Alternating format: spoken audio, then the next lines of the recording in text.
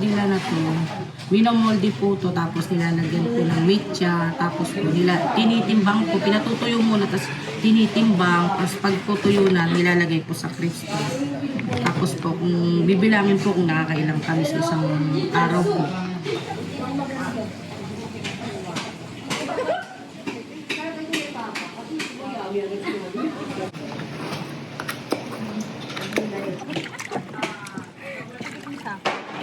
Ng sa silingan ay mga naiwanan ng mga sa biktima ng war on drugs ni Duterte noon. So, yun yung talagang purpose ng pagpatay ng silingan candle makers.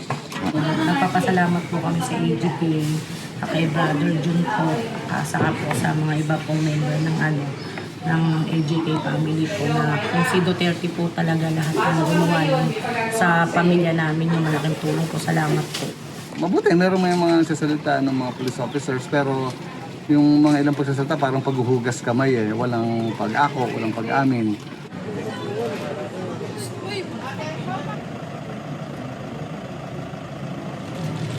No.